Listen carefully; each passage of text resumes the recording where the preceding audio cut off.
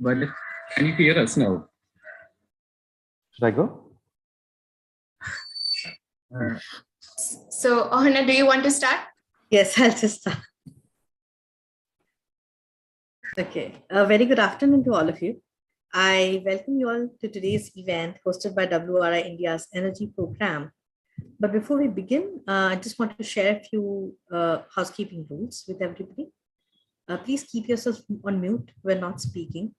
The webinar is actually going to be for 1.5 hours, and it is now being recorded and live streamed simultaneously on YouTube. For any questions that come up during the session, please use the chat box or the Q&A box below, and our speakers will answer them either parallelly or they might take it up at the end of the discussion sessions. The webinar is going to be available for public viewing on public platforms even after the session is over, so you can check it on WRI India's YouTube channel. If anyone has any feedback to give, wants any of the copies or anything related to the session, please do drop a mail to Dhilan. His email ID is dhilan.subramanian@wri.org. And all our updates will be going out on our Twitter as well as on LinkedIn page. So with this note, I welcome you all again. We have gathered here today to release the working paper, Benchmarking Energy Performance of Offices in Kochi. It is the initial steps taken to develop a methodology for citywide energy benchmarking exercises in India. The Institute benchmarked the energy performance of 50 office spaces in Kochi and conducted qualitative research to understand the perspective of these 50 building owners or management towards energy retrofits. The paper is a culmination of the learnings and findings of this research. With this, I request Bharat Jairaj, Director Energy Program WRI India, to give the welcome address. Over to you, Bharat.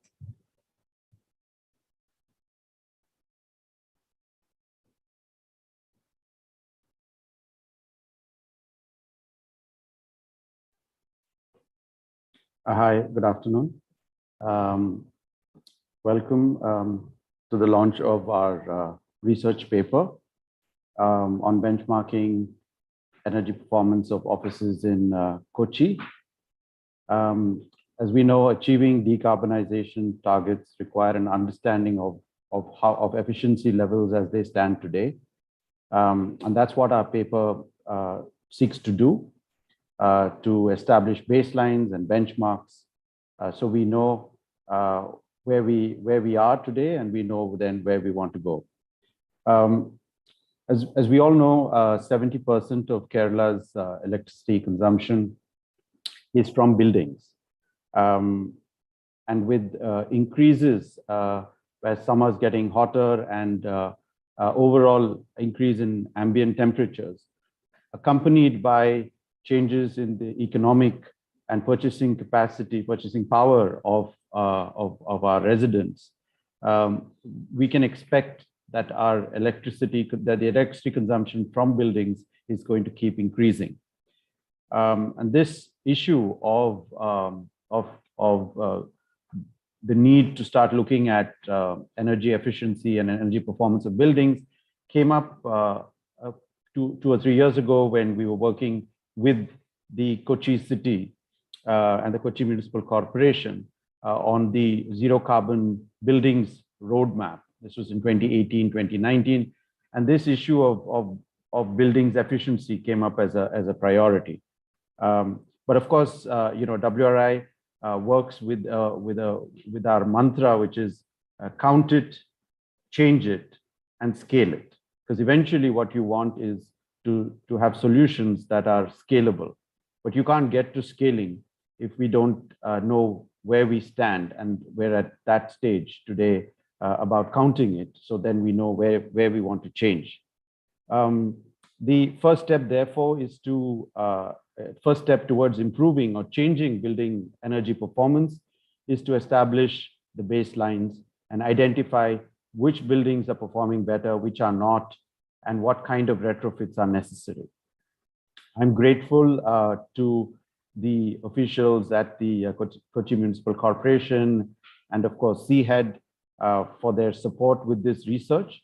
In particular, Dr. Rajan from CHED, who has been a great supporter of our continued vision to accelerate clean energy and energy efficiency in Kochi.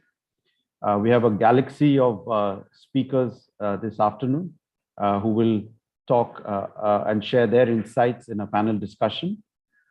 We have officials and professionals from EMC with whom WRI has an MOU, and I'm very glad to see the leadership from EMC already on this panel.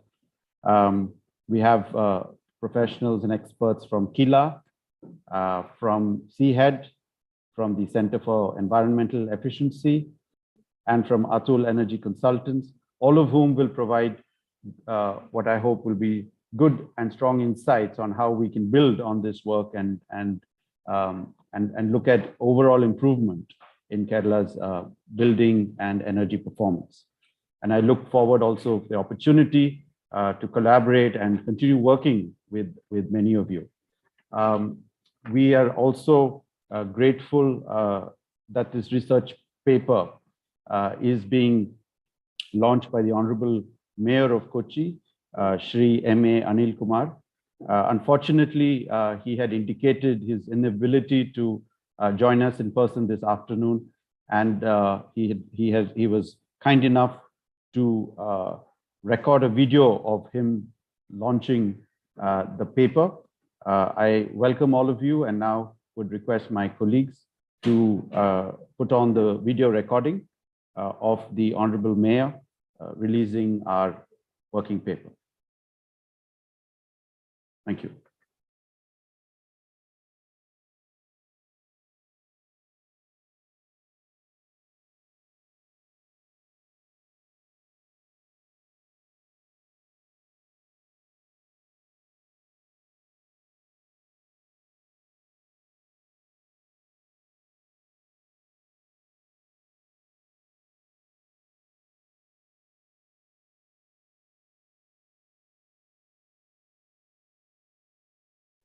Just give me a second.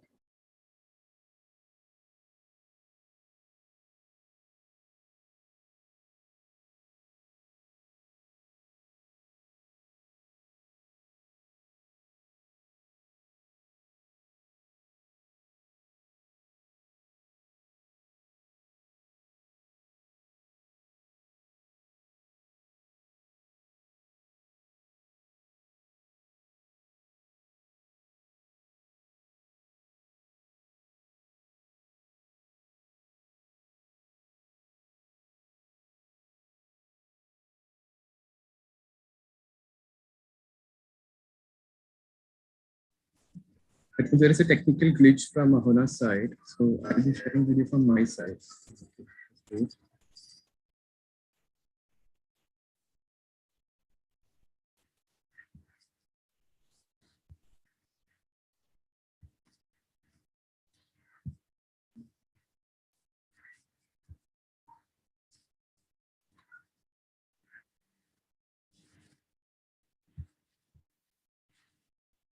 Good morning, everybody. It is first of all, I would like to greet every one of you in WRI.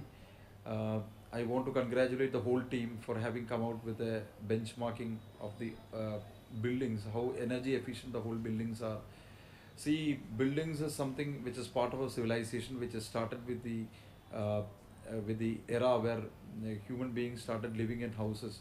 And when we started living in houses, the only problem with us was to safeguard us from any kind of threat. It can be from the environment, it can be from animals, but slowly our whole concept of our shelters started changing, and now we have reached a particular era of history wherein we are now thinking about the nature of what is going to happen in the next 50 or 100 or 200 years. And I'm very proud that Kochi has been part with WRI for many years, and I'm very happy to say that right from 2018 we have started working with WRI, and WRI had initiated this benchmarking exercise of all the buildings which is there in Kochi. And I'm very proud again to say that Kochi is it's the only city in the whole of the country which is in fact gone for a benchmarking exercise of all its buildings.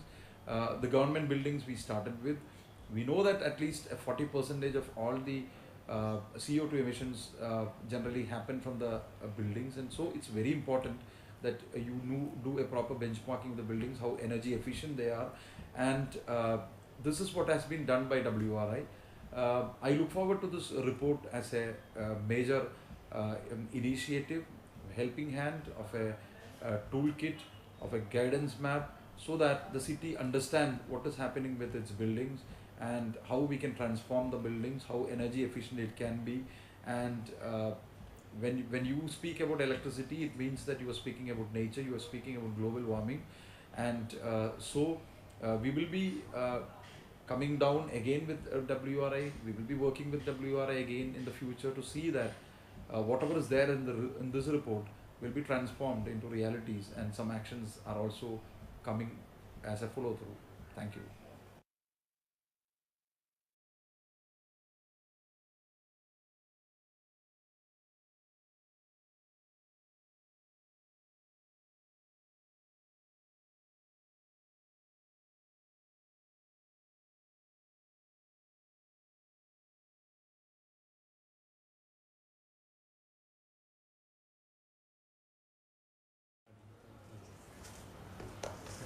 Yes.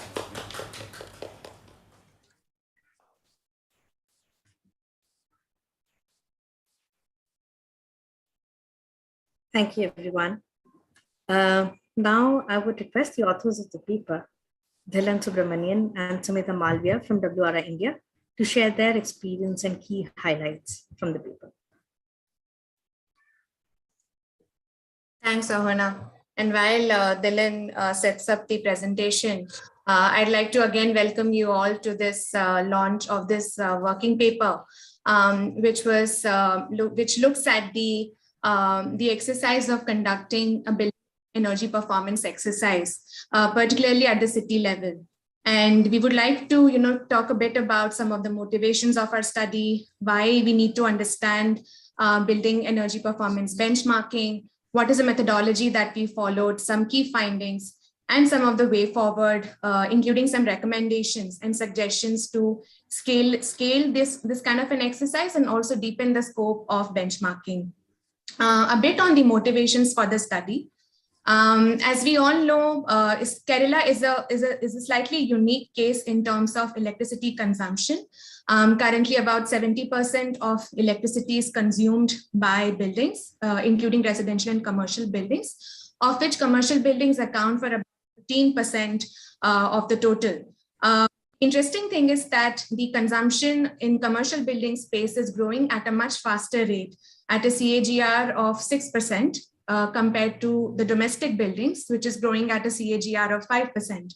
And if you look at the graphs here, just between 2016 and 2020, and this is the data from the annual economic review that Kerala State Planning Board does, close to about 3 lakh new commercial buildings were just electrified in this span of 4 years across the state, which translates to roughly about 195 new commercial buildings being added every day.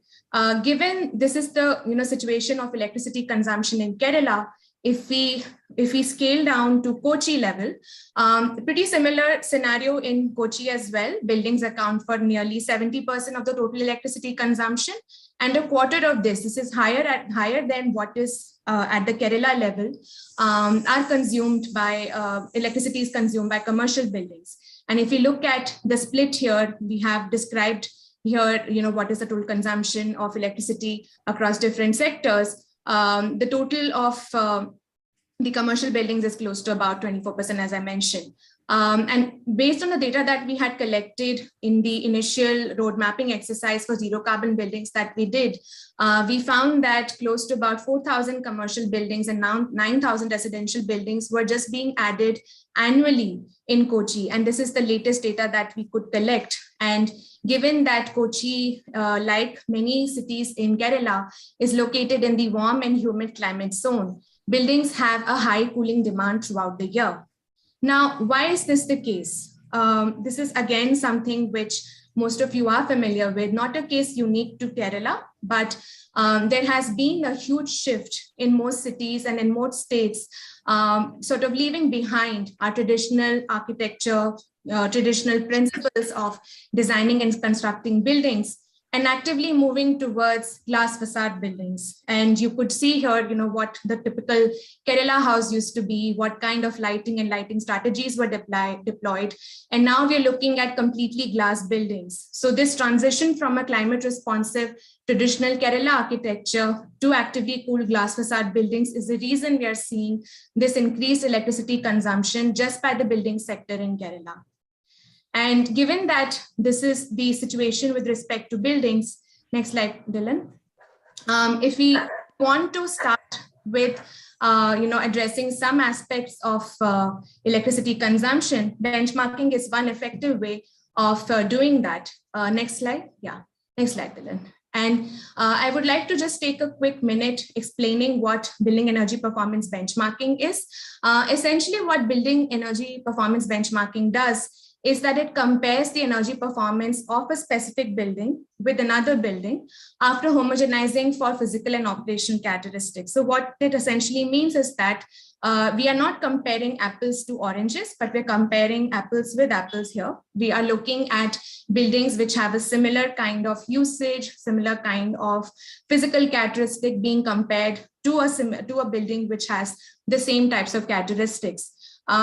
Energy performance benchmarking has been used by many countries in the last couple of decades to ensure this kind of long-term market transformation for energy efficiency in buildings. It is one of the few key activities that can be done to understand the efficiency levels of existing buildings, whereas you have codes, standards, and regulations which address new buildings.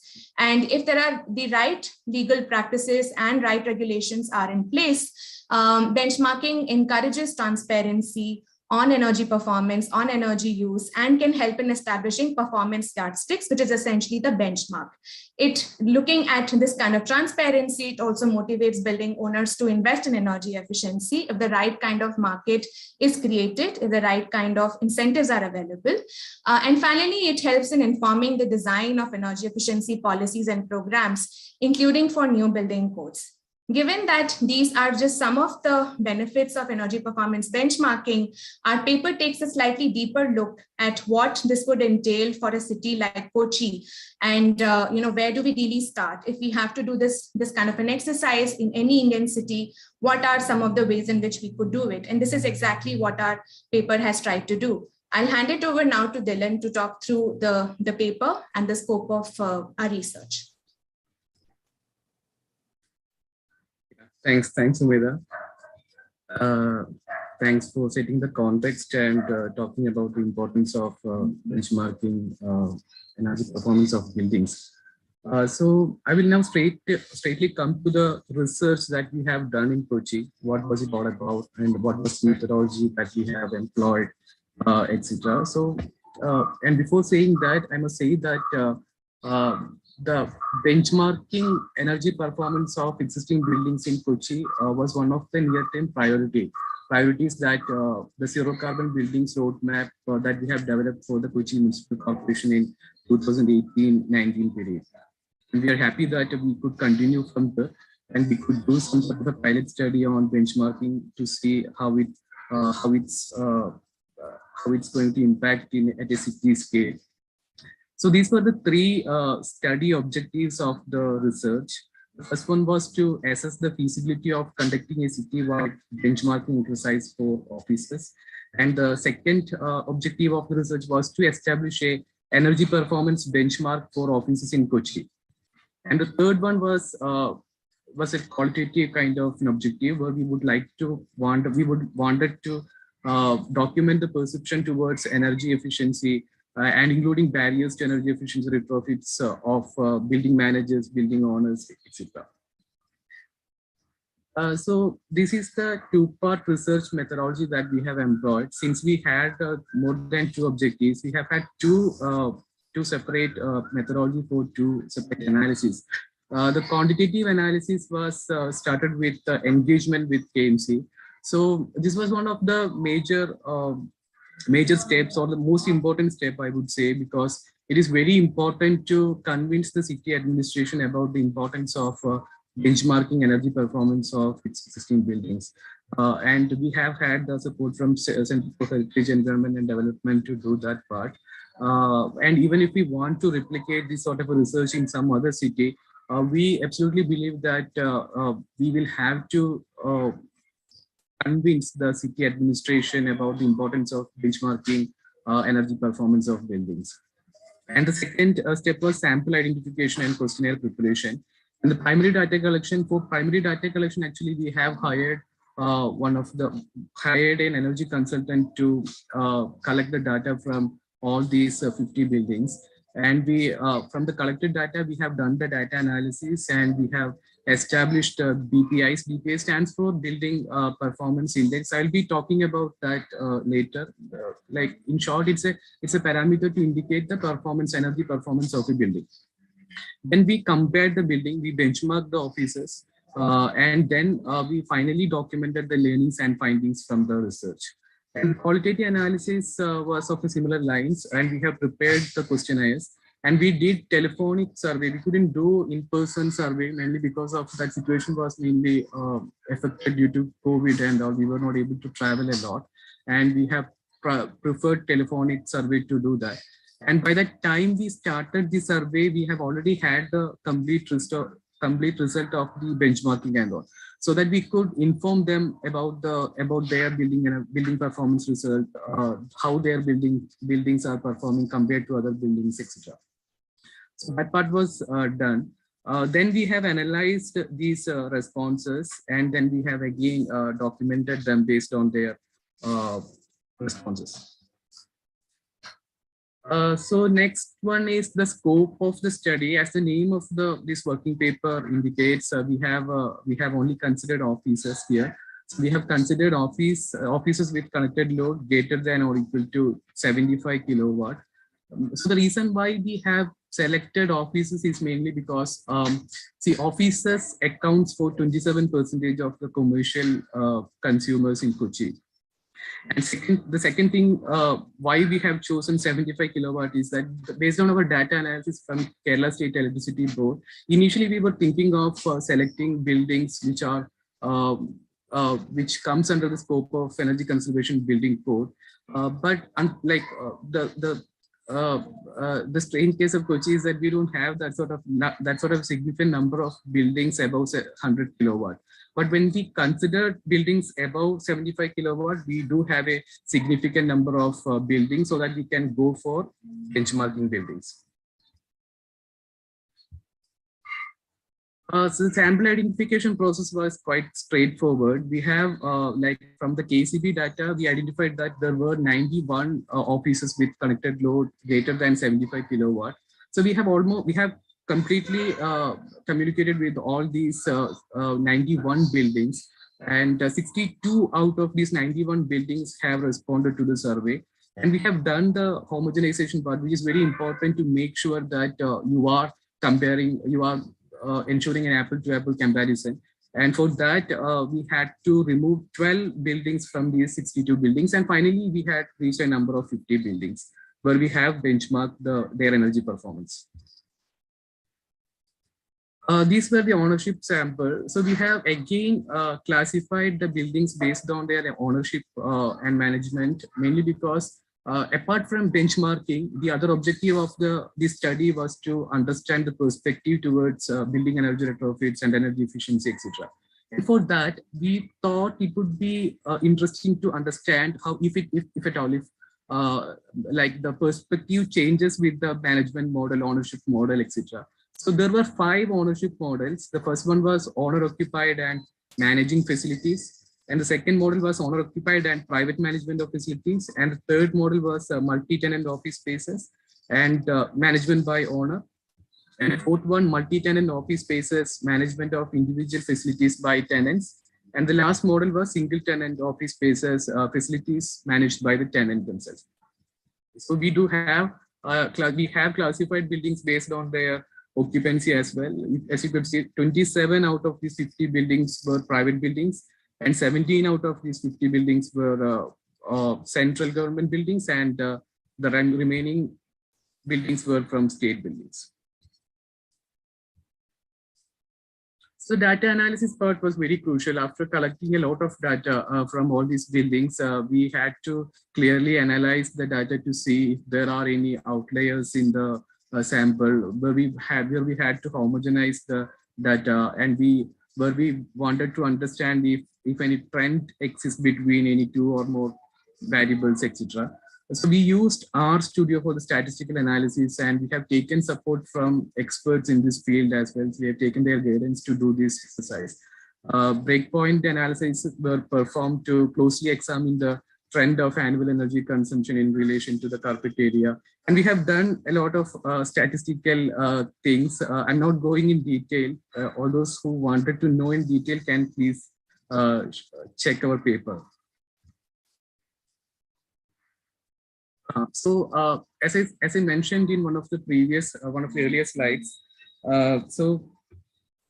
these were the criteria that we have selected for homogenizing the building. So we wanted to make sure that we are not going to compare a normal government building with a building that has got high laboratory equipment. That won't be a fair enough practice. So we wanted to make sure that we are only doing this apple-to-apple comparison. And for that, we had to homogenize, and these were the criteria. So the first criteria that we followed was, we have only considered single shift operation buildings. We have removed all those buildings which were working 24/7. And we have also removed all those offices which were not completely occupied. And we have only considered those buildings which have completely operating in the year of 2019. And offices, as I mentioned before, offices that have additional facilities like laboratories, etc., were removed as well. Again, I'm not going in detail about this slide. So this slide is all about, so we had energy consumption, original actual energy consumption data of all these 50 buildings. We have collected that data from those buildings and Kerala State Electricity Board. But along with that, what we wanted to know is that we have compared these buildings and have generated a multiple regression equation to theoretically calculate the energy consumption of these buildings. So these were the independent variables. All those which are mentioned in green font are the independent variables, and the dependent variable here was annual electricity consumption. And again, I'm not going in detail. This will be very statistical focused too. So building performance index is, as I mentioned before, this is defined as a ratio of the actual energy consumed by the office to the estimated energy consumed by the benchmarked office. So as I mentioned before, the actual energy, we already had the data from KCB and from the buildings. And for the estimated energy, we have generated one regression equation, and using that, we have calculated the estimated energy, the theoretical energy consumption. And then we made a ratio out of that.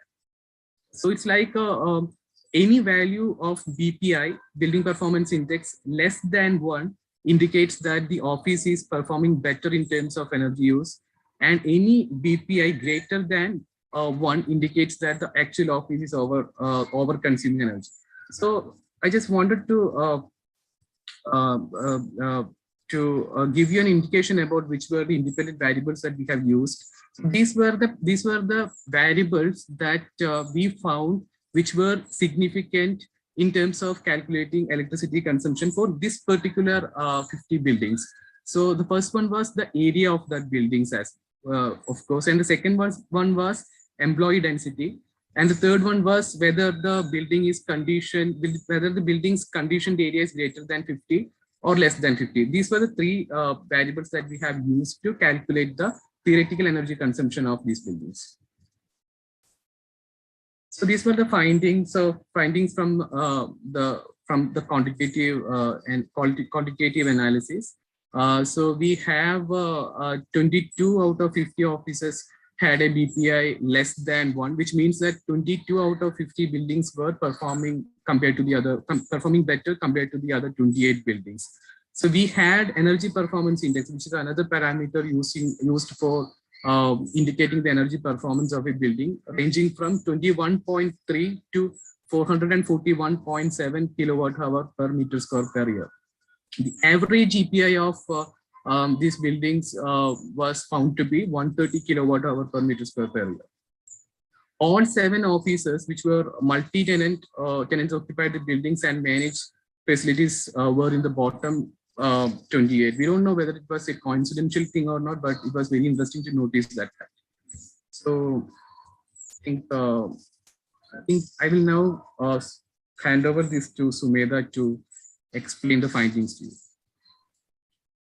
Great, thanks, Dylan. So as Dylan mentioned that, one of the other objectives of our study, given that we were closely in touch with the building managers, providing us this data, sharing their knowledge about the building during the process of the quantitative data collection, we also decided to do a qualitative survey to understand what are some of their perceptions on energy efficiency services, how do they perceive, the importance of energy savings versus other criteria in selection of an office premise, and how do they perceive the way to, some of the approaches to finance any kind of energy efficiency upgrades or retrofits that they would like to do. And interestingly enough, some of the typical barriers which are captured in literature that, most commercial buildings or office owners, lack interest or motivation to save energy.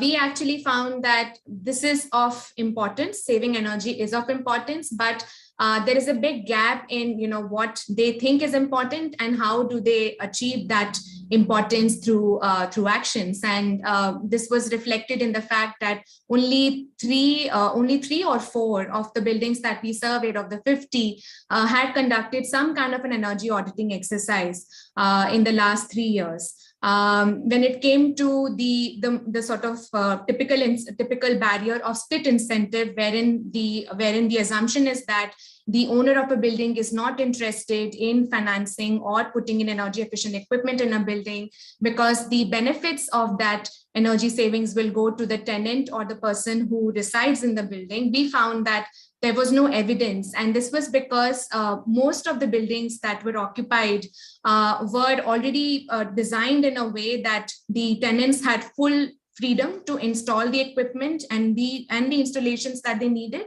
to get the energy services.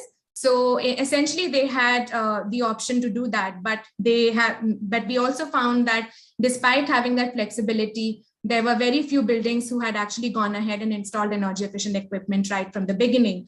When it came to financing barriers, and while some of the building managers we surveyed acknowledged upfront cost as one of the big challenges when it came to budgeting for any kind of upgrades or retrofits, there is no demand for external financing. And this is an important observation because we always feel that when it comes to transforming the market for energy efficiency in the building space, we need to find mechanisms to de-risk investments made by energy service companies or through some kind of a financing mechanism. But in a city like Kochi, where these offices, ranging from very small offices to really large offices with 21 floors, they were not interested in accessing any kind of external finance, at least as per the survey that we conducted. And interestingly enough, there was very little awareness on ESCO models, and ESCO stands for Energy Service Companies. And there is a big push in India at the policy level to promote more ESCOs, but the awareness on ESCOs is very limited. There is a general assumption that ESCOs are more for industrial consumers and not for buildings. And when it came to, just the main, one of the main objectives of this exercise, what is the feasibility of conducting benchmarking at city scale? And we do acknowledge that the data that we have presented, the analysis that we have done will seem to indicate the complexity behind doing this kind of an exercise. And yes, it is rightly so. It can be a very complex exercise done at the city scale, but we also feel that very little amount of data can be collected, and a very basic benchmarking of building energy performance can be done with that data.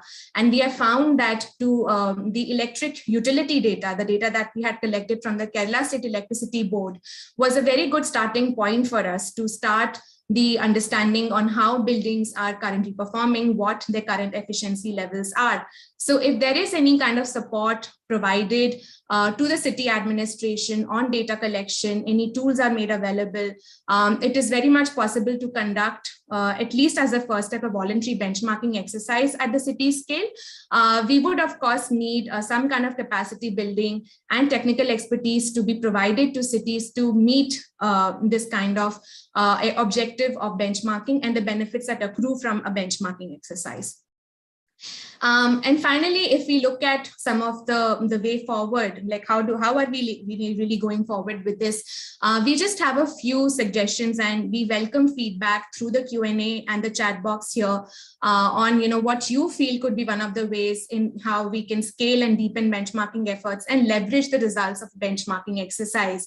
So as we described, any kind of benchmarking exercise, whether it's for energy performance or for other purposes, can be used to identify opportunities to not just look at improving energy use in the building, but also other metrics. So for example, we could potentially collect data on thermal comfort, how comfortable are people inside the building, and look at ways in which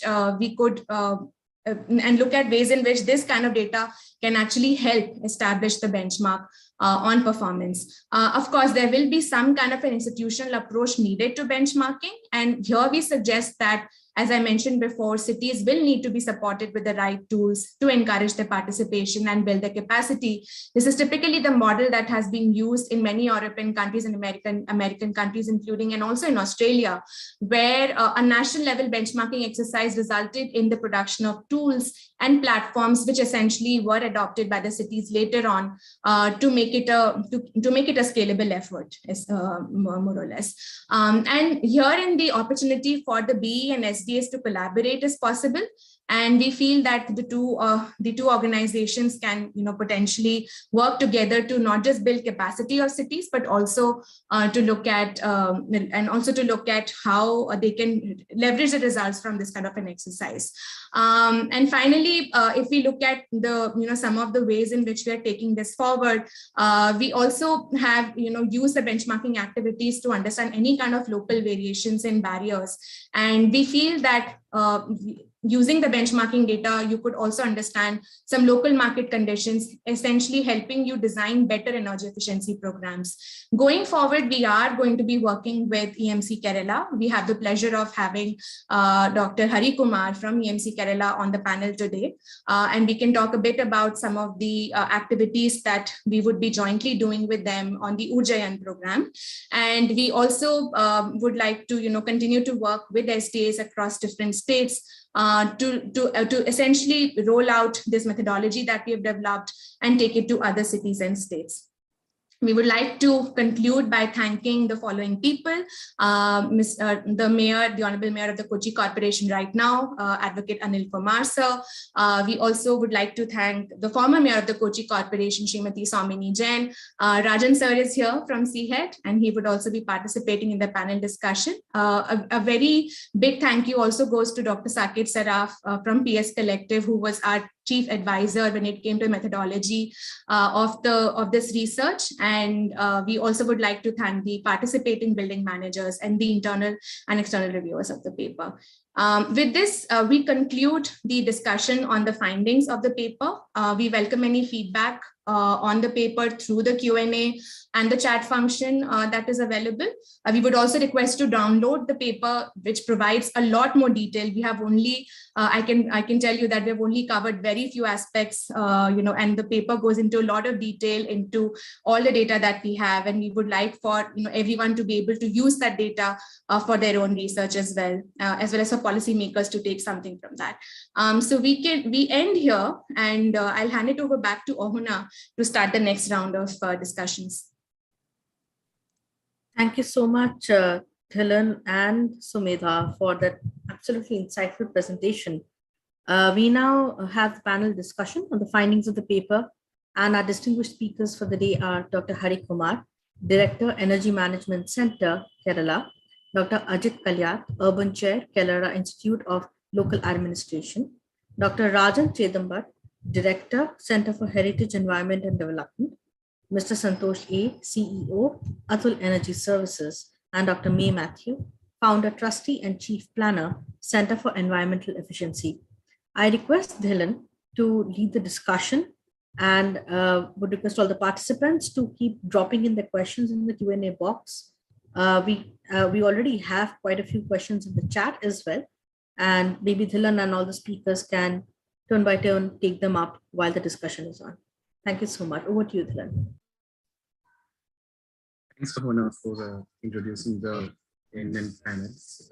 So, as Bharat mentioned during his welcome remarks, so this energy or accelerating energy efficiency in buildings in multiple stakeholder team. It should be a collective effort involving multiple stakeholders.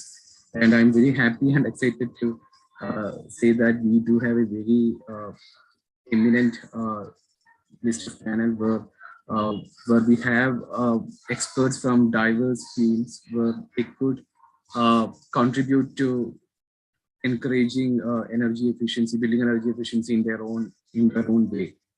So I welcome you all, but I would like to start with Dr. Hari Kumar sir. So being the director of the state designated agency for energy efficiency in the state, sir, after seeing the findings of the paper, so what's the reflections on the paper itself, and how do you think that this building benchmark exercise could fit into the ongoing activities of Energy Management Center? Over to you, sir. Okay, thank you. Am I audible? Yes, yes. Yes, okay, fine. Congratulations for bringing out a very good paper on building energy efficiency. See, if you want my frank opinion on the exercise and where we need to go, in fact, benchmarking, what I have found in this particular paper is that you have avoided some of the data for homogenizing. So in my view, benchmarking need not be a comparison of one building with another building. A building itself can be compared with the same building's energy performance or energy consumption during the last month or last week or the last few years. And benchmarking should be a continuous exercise. It should be a tool for our continual improvement. And benchmarking by itself, when we see the definition, it is an ongoing review of the, in our case, it is energy performance. So, number one, a benchmarking of a building shall be done comparing its energy performance with the same building's energy performance for the last 2 years, with a different occupancy rate, with a different equipment system, maybe a few years back or something like that. And it need not necessarily be a comparison with another building. That is number one. And number two, it should be a continuous exercise.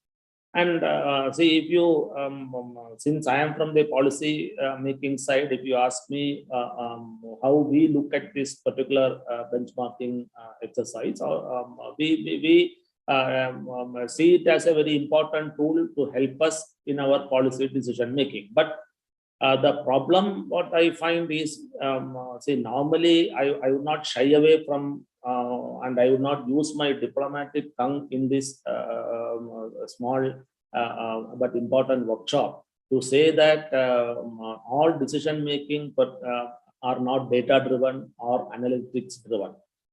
In fact, we policymakers have that handicap of getting the required analytics to go for while designing a program or while refining a program, and unfortunately, we are not able to get the clear analytics to help us in a data-driven and analysis-driven decision making.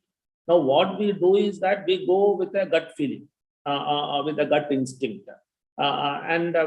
Perhaps if you see the findings, but I have not seen your paper, but the findings which are presented and the PowerPoint presentation, maybe 4 points or 5 points, which reiterates that the same findings in other literatures also. That means from these findings, what we need to do. So that is important for us, what we need to do. And see, from our gut feeling or gut instinct, we also will, our people also will tend to come out with such a conclusion. But this conclusion may be 10% or 15% plus or minus error will be there. But from that conclusion, how we can improve our policy or improve our programs. That is the second part I would suggest.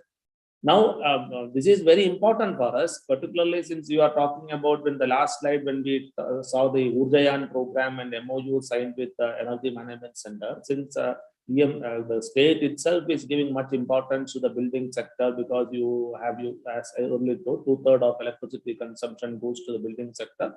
And you have noticed the recent cabinet decision on the incentives proposed for the green rated buildings of Government of Kerala, with the incentives on one-time tax, incentives on property tax, like that. So government is very keen to promote that.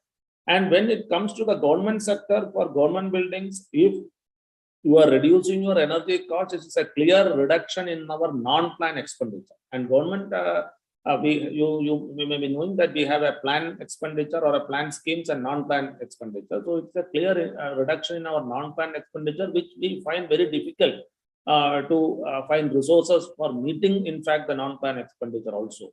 So the operating cost will come down. Now, the other drawback, or not, I would not say the drawback, but what we need to while moving forward is that, the stakeholders in the government sector, or the PWD, or the people who operate these government buildings, so we need to convince them that after benchmarking, or the benchmarking exercise will reduce their energy consumption. So we need to make a step forward, sharing this report and asking the building sector to implement some of the suggestions. And then we need to come out with a demo or something to convince the stakeholder that this benchmarking exercise will definitely reduce their energy consumption by implementing some of the measures, rather than it concludes or it with a paper or with a study. So it should go to the next level. So now, see, everybody is interested in their energy cost reduction. Now, if benchmarking will reduce their energy cost reduction, then people will go for that. And EMC will be very happy to support, and we would very much like. So if more and more buildings come, now you are taken as a sample study 50 buildings. Suppose we go to a corporation area and we try to give this benefit to the other consumers, then we may not be able to, we may require a web-based benchmarking tool, or instead of and people can key in the data, we can analyze, we can give some recommendations and see how it can be taken forward. So to summarize, I would say that we need to create some success stories based on this benchmarking exercise, which should be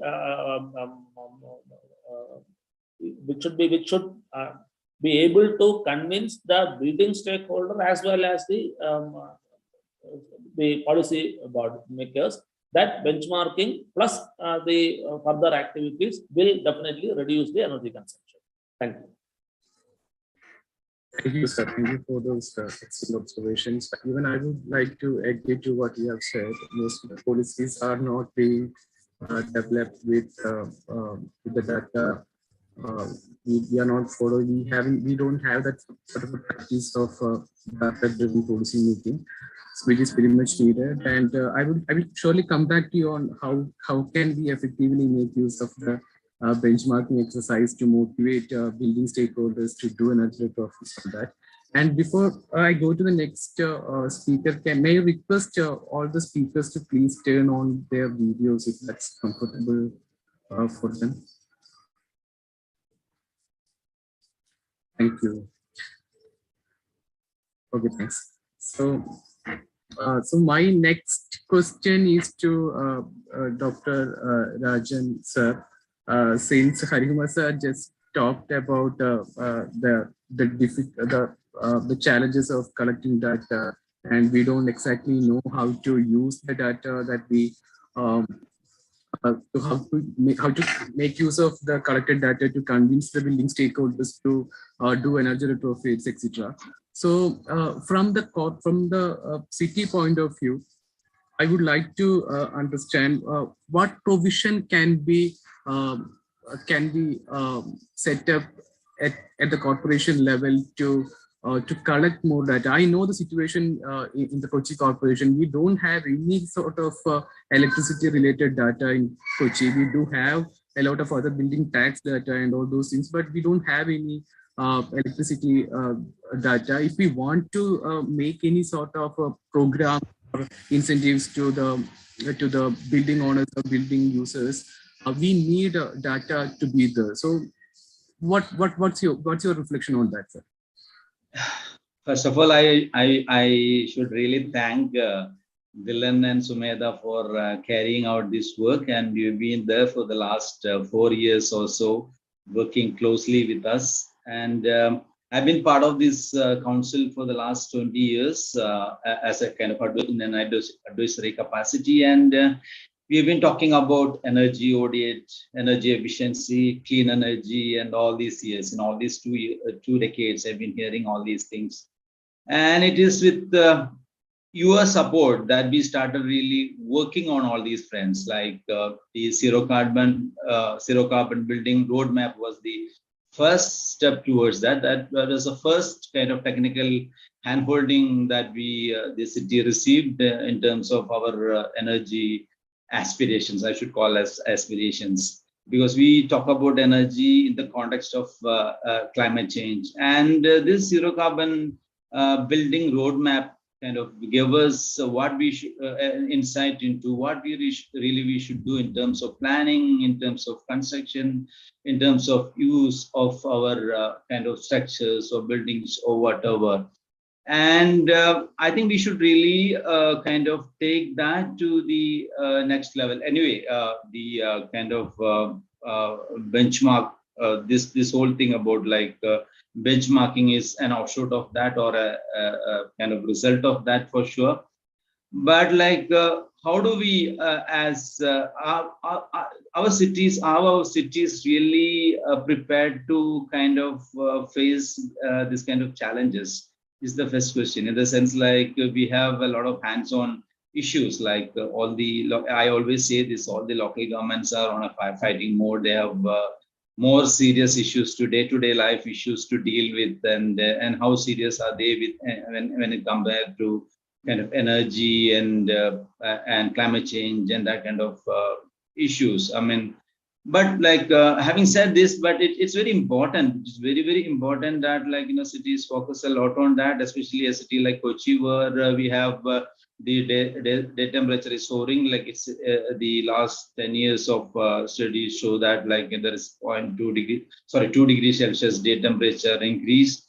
And in that the context, like efficiency, the energy efficiency of buildings attain utmost importance, and the city should really focus on kind of collecting or having a data repository of energy used by institutions, individual households, and they can certainly do that with the support of Kerala State Electricity Board and other institutions, because they collect taxes from all these buildings and institutions, and they can have some provisions, like jointly with State Electricity Department. some kind of joint provision to kind of collect this data so that you can, in all our research, that what we really found is that like there is always a data deficit in the sense like we don't really get primary data to do. Even for instance, like Kochi, the tidal effect, like we don't really have the primary data on tidal effect, like that is really very critical for Kochi. So even like in energy, when it comes to energy, we need to really have the whoever it is, with WRI or whoever it is, like we really need to have the primary kind of data, and then to interpret that it has to be authentic and kind of primary. And I think the local governments in the country or in Kerala at least, like should work with the state electricity department and should come out with some kind of a mechanism where the energy there is an energy audit happening on a monthly or bi-monthly basis. Whatever is the individual energy usage, that should really go to the municipal corporation. And I am sure the municipal corporation wouldn't have expertise to analyze it, but when we have institutions like WRI to handhold us, we can always pass on to this data to them, and they can kind of understand, like the change in pattern, the kind of usage, the increase or decrease, or like the faulty use or whatever. So I think it is time that we really work on that, and the recent state budget is an indication towards that. Like the recent state budget has very clearly mentioned the importance of local governments to accelerate clean energy uptake and energy efficiency. And I think like the local government should really form working committees with experts to look into these data management on energy. That's what I have to say in the beginning, Dilek. I would add later when you have further questions. Thank you. Sure, sir. So we have had this conversation several times about the inability of collecting data effectively. So very important points, and I'm happy that you have mentioned about the state government has recently recognized the importance of local self-governments in that take of clean energy / energy efficiency. Very interesting points. I'll come back to you. And since you talked about local self-government, I now have to go to Dr. Ajit, sir. Sir, I have two questions for you. The first one is, of course, we would like to know what you think about our paper. That's the first thing, and the second thing is obviously, so what would be the role of Kila in communicating the learnings and findings? So as Dr. Rajan sir has just mentioned, they don't have that sort of a technical ability to even if they have the data, they don't have that sort of a technical ability to analyze it and take appropriate decisions based on that. So what would be the role of Kila in, for example, see, a lot of different such researches are happening in different parts of the state, and how can Kila play a crucial role in communicating these research findings and learnings across the state? Okay, thank you, Dylan. And first of all, like my previous speakers, I must also congratulate and applaud the wonderful effort that you, Sumedha, and Bharat has done together in producing something which is now getting deliberated. So congratulations, and I'm quite excited. I must admit, I must confess that I haven't had a chance to read through it. Only had a chance to look through and get some sense of the key ideas that you have put together. But I promise that I will read and give a detailed feedback later. But for now, let me switch to the second question that you want me to answer: the role of Kila in understanding and studying the different innovations happening across different cities, and then transmitting them to other potential communities and places. So obviously, people who have been following Kila's work would know that Kila has a key mandate as a training organization. This is a training organization which has been working to strengthen and empower the local governments in Kerala. And recently we have started working much more focused in the urban arena as well, because the state is rapidly shifting to an urban society, and so itself the challenges associated with that is increasing, and we need to have very clear spatial strategies, very clear sectoral strategies, which are going to help us to become a much more livable and sustainable society. Now, in that context, this idea that you have now brought to the table and all the associated discussions and discourses related to energy efficiency in built environment has real value for us. What we have attempted in the recent past is to engage with the standing committees of the urban local governments. There are 6 standing committees: finance, welfare, health, education, public works, and development in municipalities, and then 8, including town planning as well as tax appeal in the municipal corporation. So KILA has a mandate to train the elected representatives as well as implementing officers associated with these standing committees, and we have been trying to bring fair share of discourses related to the energy efficiency, energy management, energy consciousness, so that these people are able to kind of respond positively to the issues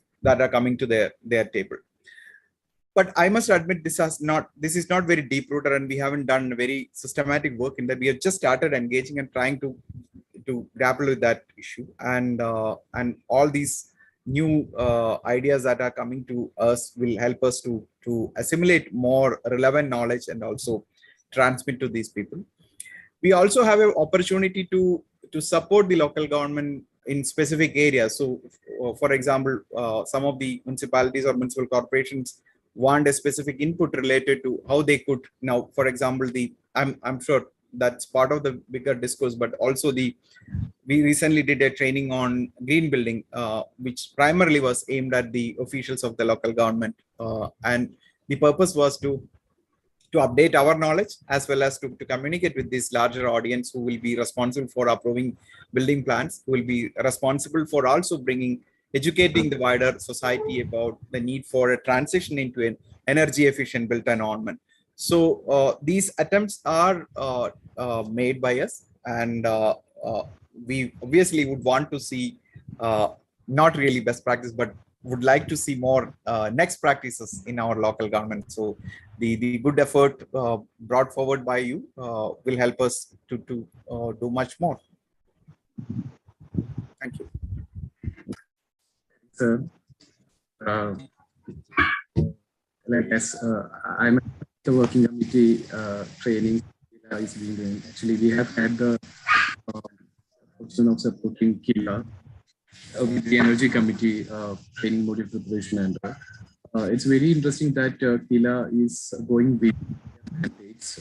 KILA is going for more like sustainable training modules on sustainable development and solutions, and all those things are being taken by KILA very seriously, and it's very exciting to understand what KILA has been doing.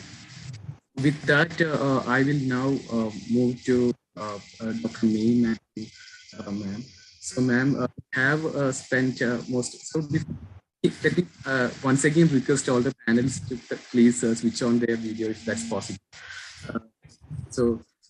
Since we are having this discussion, that would be much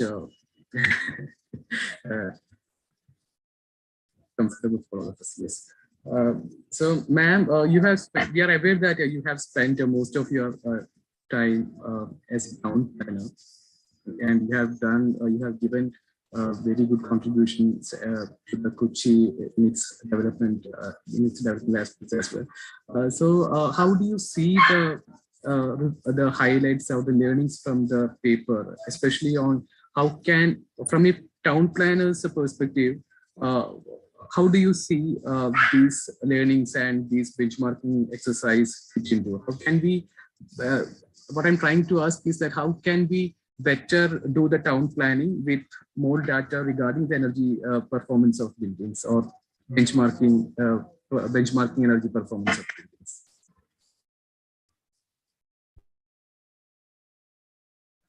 Ma'am, you are on mute. Thank you very much, WRA and team, to incorporate me as one of the panelists, because I am a real learner, observer, analyst, as well as I have got my own recommendations and findings with respect to city of Kochi. I started my research based on Kochi, my practical experience from the Greater Cochin Development Authority, and my theoretical experience from Cochin University of Science and Technology. I have ended with a research report, research dissertation, and I evolved two strong indicators known as environmental efficiency and carrying capacity, and which can be taken. I have evolved from the global level to the local level, to the Kochi city, for the development of Kochi. And in that perspective, I can analyze this energy efficiency is a real stepping stone for attaining environmental efficiency, because world's the major part of environmental efficiency is energy efficiency. But energy efficiency cannot be seen in isolation. It has to be seen comprehensively. That is why this environmental efficiency concept has been evolved, which is nothing but equitable human development achievement with respect to a city, with respect to divided by ecological footprint. That means ecological footprint, that means it's a comprehensive index developed by some scientists across internationally. That means it is a comprehensive index in global hectares, which includes energy, the land, and the performance of the land. That means the productivity of the land. All these things are combined.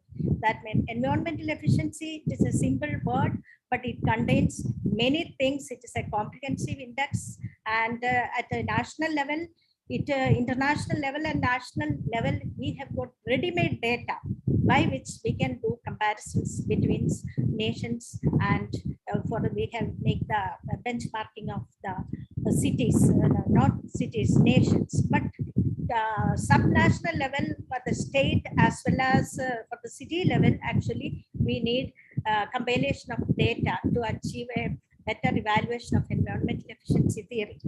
And for that, this energy efficiency has got a great role in achieving environmental efficiency. And kudos to WRI India and Cochin Corporation for carrying out such a relevant study. And coming back to the question put forward to me, if certain areas are air cooling load is high, that means if there is a energy intensity is very high with respect to certain areas in the certain parts of Cochin city, that means it is an indication of bad urban planning or inefficient urban planning, where heat traps or urban heat islands will be formed in certain parts of the city. Heat is not going to get dissipated, and it will be, once this urban heat traps are formed inside the certain locations in the city, it will be getting aggravated, because once heat traps are more, people will be using more energy. Again, it will be more energy will again create more discomfort. There will be health hazards. It will be reflecting in health hazards. It will be reflecting in productivity, so that it will say total environmental efficiency collapse. What is going to happen? So what we can achieve as a remedial measures, that is immediate measures, we can introduce park and open spaces in order to absorb energy, and also that means artificial water bodies, avenue plantation, and wind corridors. That means through wind, the heat gets dissipated, and also green proofing measures. That means greening of roofs. That means we are giving incentives for green roofing measures, that people are using, that is planting vegetation on the roof, and also cool roofing measures, where we will be painting with the light color, so that most of the light will be reflected back and it will not be absorbed. Also, the limiting the air conditioning between 20 and 28 degree, that is also advisable for that, because when the energy cooling load increases, what happens? The rich will be reducing their thermostat to 16 to 17 degree, while the poor will be getting the brunt of all this heat. That means again the inclusiveness or inequality dimension for the sufferings also increases. That means in the environmental efficiency, all three factors are included. That means energy efficiency is a stepping stone for attaining environmental efficiency, and environmental efficiency, attaining environmental efficiency is a stepping stone for attaining sustainable cities across the world.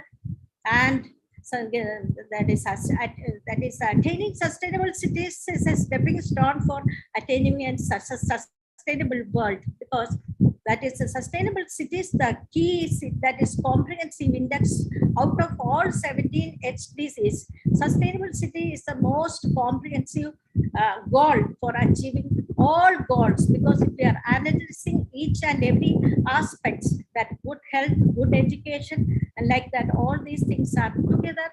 The sustainable city achievement, through sustainable city achievements we can attain. That is actually this environmental efficiency, this theory is an innovation and based on the research dissertation, but it is yet to, the world has to notice it. Then only there will be some collaborations and some efforts will be made in this direction. Again, I told you that there is a heat traps and there is a cooling load is high in certain parts of the city, because that is in 1980s, 88, 89 and all, when I used to do my, that means a research report in connection with my Kochi study in my post-graduation thesis. What I understood is that urban heat island formations are in dust that is 30 decades ago itself it is there. I sharply remember there was a 3 degrees Celsius difference, so temperature difference between Menaga and Kachiripadi, based on the urban meteorology department study, which is conducted by Kochi University of Science and Technology. And now, if those studies, there might be studies I haven't noticed, but if the situation might have aggravated. So these kind of measures are to be addressed through redevelopment measures. That's what Cochin City, Cochin Corporation actually needs redevelopment measures, because most of the places, some of the places, at least some 30-35% of the places are horizontally packed. That means it's less ventilation, less dissipation of heat, and also the slums, and also some of the housing units there in Panambali-Nagar, especially LIG, MIG units with the compromising front, side, and rear open spaces, and also the West Kochi housing units where there is horizontally packed. All these places needs redevelopment. Through redevelopment, we can attain environmental efficiency and energy efficiency. Yeah, got it. Sorry to interfere, very interesting points, but in the interest of the time, I will have to discuss this. It's very interesting to hear from a town planner's perspective on how we can effectively make use of the energy performance data of buildings, and which can lead to better town planning and all those things. Very interesting points. We will have this conversation offline for sure. I will now have to go to Sandosh sir. Sorry sir for keeping you waiting for this time. Sir, so as Sumedha has mentioned during her presentation, one of the important observations from the study was, excuse me, just wait. It's not audible now. Not audible actually, Dylan.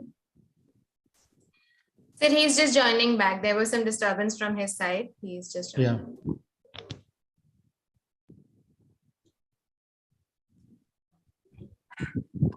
Very sorry, there is some maintenance work is going on here. So I was trying to ask you this question, sir. So during our qualitative analysis, where we have tried to understand the perspective of building managers and owners on their perspective towards energy retrofits, and they were very interested to save energy. But when it comes to, when we ask them whether have you done any sort of actions to achieve those energy efficiency, the answer was like, no, we haven't done anything, and we don't want to access to finance as well. to do that energy performance, to increase their energy performance of the buildings. So how do you think, whether do you think that such activities, such building performance activities can lead to, can motivate energy managers or energy owners to do more energy retrofits to improve their performance? Actually, it is energy audits what we have done. Actually, there are two, we can divide it into 2 to 3 areas. One is you are already done, there's one a building developers and the tenants and building owners directly, and some sort of associations who are maintaining the total building as a common platform. Mainly in the energy audits or anywhere, whenever the tenants is only interested to reduce their energy consumption, only for the few, which the payback period is very lesser than or 10 to 1 year, like that, whatever it may be, they are residing over there. Because like slight replacements like that. When there is another area that is opening, it is when the developer has to get some incentives for the, like the Harimar sir told that one, certain green rating or pride for building the green energy efficiency building, they will be very good for it. There are two things. One is they will never get, there is wealth creation with the pride, like that, or otherwise rating, green rating or IGBC ratings like that. And tax rebates on the energy efficiency equipments, they are directly not financing the tax rebate or tax concern reduction. That is very good. Instead of giving a financing the schemes, pride is always, if you are purchasing a BMW car like that, nobody is, it's a pride. Energy efficiency become a pride, then only the things will happen.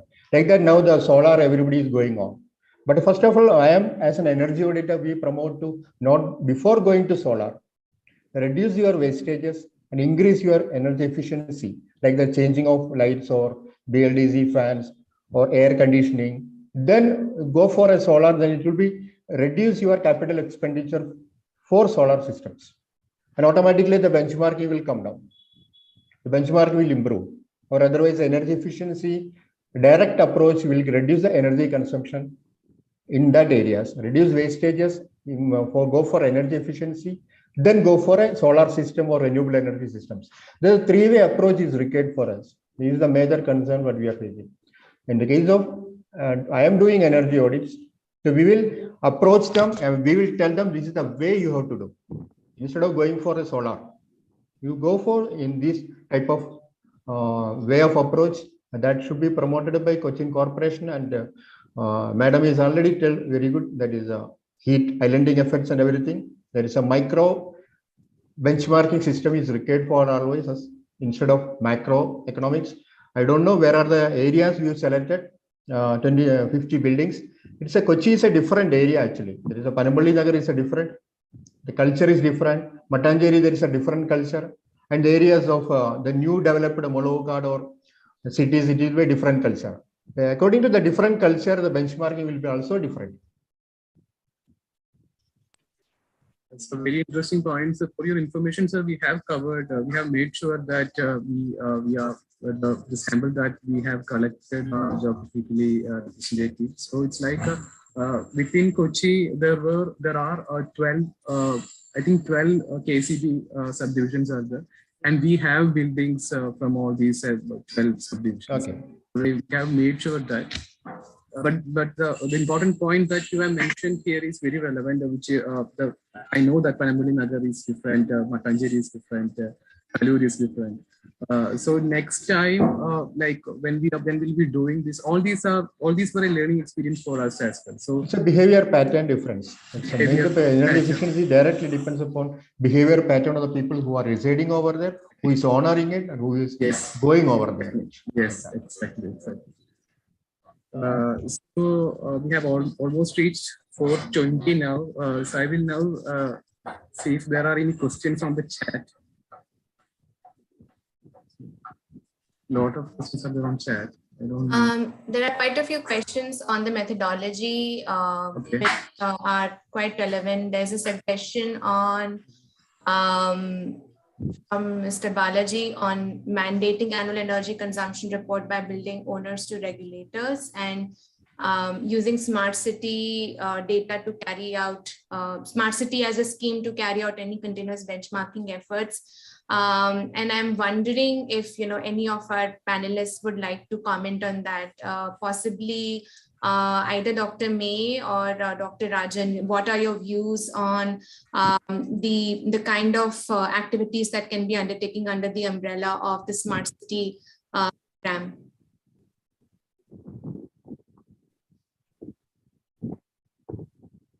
Can you repeat the question? Dr. Matthew, there's a suggestion that the benchmarking activities can be a part of a larger exercise under the smart city program. And given that Kochi is also a smart city, can we leverage data, cloud, and other advanced technologies on that? And just wanted to understand your views on that and the feasibility of doing this kind of exercise as a part of the smart city program. Yeah, it is very well possible to establish a kind of benchmarking with respect to cities under the smart city program. What I have told based on environmental efficiency and carrying capacity, and I have been striving hard for the last so many years to get the attention of stakeholders. That is how it should be done. That means there is three methodologies we can work out. One is the direct methodology, which has been evolved by UNDP as well as Global Footprint Network. Their data I compiled and that I have formulated the E values for the nations. So that is a direct methodology. Indirect methodology is using RS and GIS with respect to urban sprawl pattern, because urban sprawl is the main cause with respect to cities, I believe. With respect to urban sprawl patterns, which is a after effect of unplanned development, we are able to evaluate the E and CC evaluation of cities. So for the cities across the world, we can evaluate the urban sprawl pattern. That means E maps can be prepared and it can be compared with the different cities, and we can just correlate with certain indicators whether the cities are going in the right direction or wrong direction. And the third methodology is, instead of going RS or GIS or detailed analysis about HD and EFP, we are earmarking certain indicators, very strong indicators, which are contributing to health, contributing to education, contributing to then productivity, that means per capita income, and contributing to inequality dimension, and also contributing to energy consumption, contributing to productivity of the land, because in Kerala, the productivity of the land is, that means our ecosystems are reducing day by day because of the urban sprawl tendencies, and also the total land available. All these things, we can make strong indicators, and just compiling these indicators, we can evolve what is the E of the, if any city. Because E is the ultimate thing. CC is contributing to E. E and CC are just like the two sides of a coin, but E is the ultimate thing. Environmental efficiency, that means equitable human development with respect to consumption. That is the thing. I have got ideas, and I'm awaiting some strong and capable agencies to come forward, because it is not an exercise which can be done at my level, but I have got ideas, and I feel that this can turn the world from a GDP oriented linear economy to an environmental efficiency E oriented circular economy, that where there will be everything will be circular. That means waste will be recycled, reduce, reuse, recycling, and based on E value just coming down, we can trickle down to each and every indicators, and we can find out where the shoe pinches, and we can do rectifying measures. I have evolved seeing the urban sprawl tendencies in Kerala, this theory, but it can be extrapolated to any city across the world. I think it's a real innovation.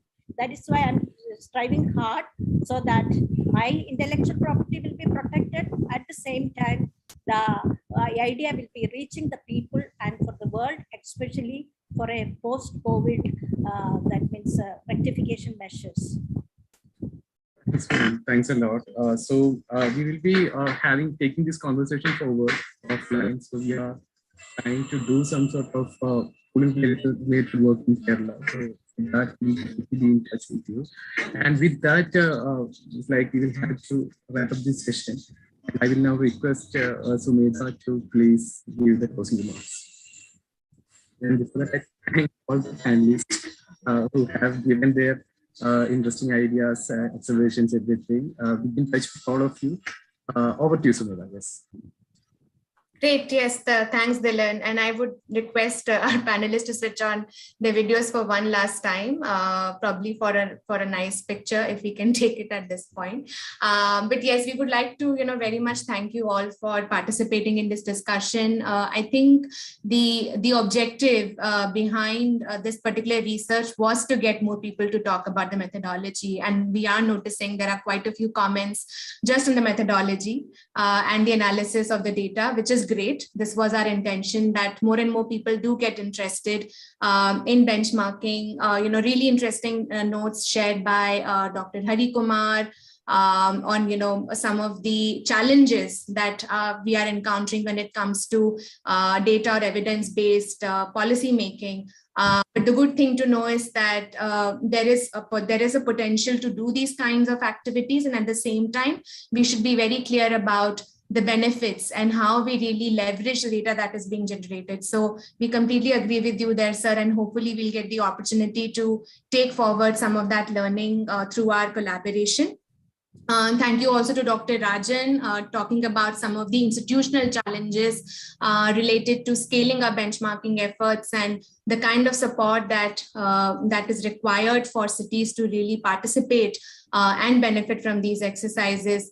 Given that we have been associated with Kochi, for a really long time through the ZCB road mapping exercise, and we would like to definitely take the benchmarking exercise to the next level as we go forward, despite the data challenges, but the support provided through the Kochi Corporation.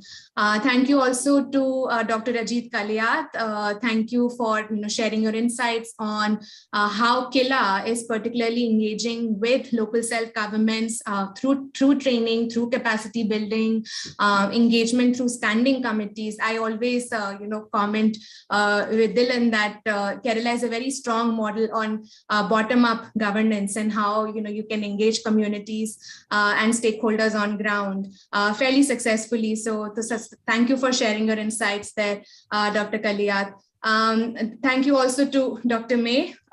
Very interesting insights. I don't think we have ever had a town planner amongst our midst to talk about some of the urban planning related challenges and the kinds of insights that this kind of an exercise, very technical exercise of energy performance benchmarking, and how it can be an input to urban planning. Your comments on the relationship between I really like the way you framed it, ma'am, on energy efficiency being a stepping stone for environmental efficiency to sustainability, sustainable cities and sustainable world, and so on. So thank you for sharing your insights and participating in this discussion. And finally, Mr. Santosh, as one of the private sector partners and private sector stakeholders we had in this conversation, reflecting on the kinds of insights he has gathered on ground, how energy audits are viewed from a payback period perspective. They are mostly prioritized when the payback period is less than 1 year.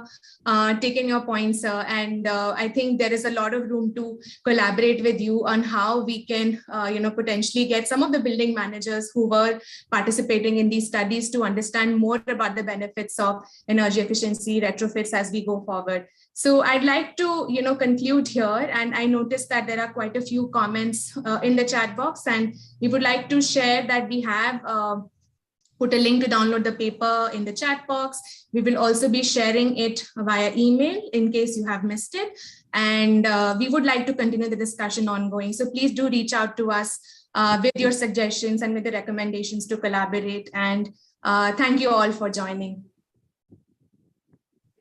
Thanks, everyone. Thank you. Bye. Thank you.